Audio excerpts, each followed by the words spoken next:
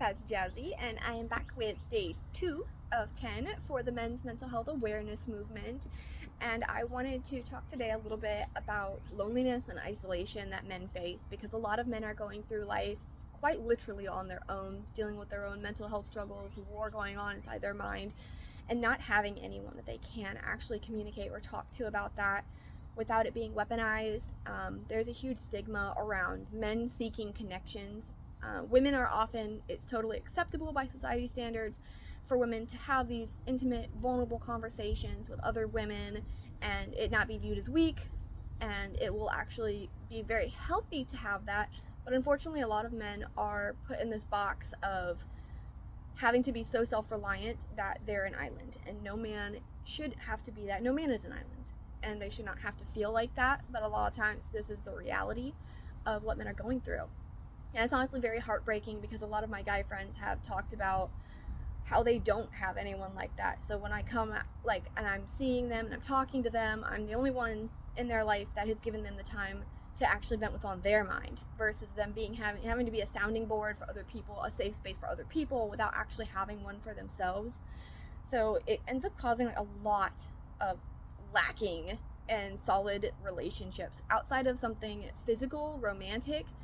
Physical affection is not really allowed for men outside of the one specific situation. And the situation where it's allowed is when they're in a romantic relationship with a woman. Then it's acceptable to touch and be vulnerable, but other than that, it's not acceptable by society standards to be able to have those moments and to be able to have those vulnerabilities. Like, being able to just hug another man isn't something that society views as normalized, but when it comes down to it, for women, that's acceptable. So oftentimes I find that it's really heartbreaking, because giving a hug to guy friends of mine at the gym or anything like that is the only time that they actually get that type of affection, any type of physical connection whatsoever. And that itself can be very isolating, very hurtful, very harmful, both for the mental health and just the way that you feel, because you will feel more isolated, more lonely when you don't have somebody there that it's okay to be like that with, to be vulnerable with. And even sometimes it's not viewed as proper for just having friendships with females that are like that. It's viewed as too much or just not proper, and I feel like it's devastating. It's absolutely heartbreaking to see how many men, and know how many men of my friends that are facing things on their own and not allowed to be outside of that type of box, when it's hurting them. It's a silent killer for men. The isolation, the loneliness of dealing with their mental health struggles on their own. And oftentimes it's weaponized when they do communicate what is going on in their lives, in their heads. And when you ask them, hey, how are you? You'll get a generalized response, because that's what they're used to hearing. But in reality, I want to know how you're doing. I want to know, how is your mental health today? And actually, seriously, when it's not okay, I want you to say that. I want the honesty to be there. I want there to be that vulnerability and not have it held over your head. I want to be there and know that, hey, you know what? I get it. I get what society does. I get the situation that you're in, and maybe I can't fix it, but I can listen, and I can value you, and I can also be able to say, hey, it's okay to not be okay. It's okay to feel this way, and it's okay to even cry about it and move on from it. Because when I hate when someone's like, what are you gonna do? Cry about it? You're right. I don't cry about it to make it go away. I cry about it so I can process it, and then I'm gonna move on.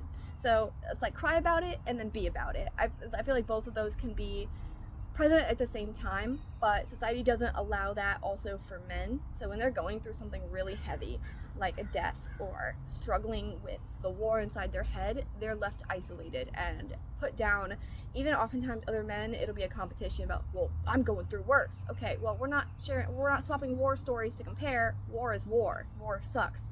That doesn't mean that what you went through is any worse than mine, because you can drown in 1 inch or 20 feet of water, but either way, you're still drowning. So at the end of the day, it's okay to not be okay. It's also okay to be vulnerable. And in the spaces where people don't allow you to be that, those are not safe spaces. And you also are worthy of having safe space. Even if you have to be a safe space for others, you're also deserving of that for yourself as well.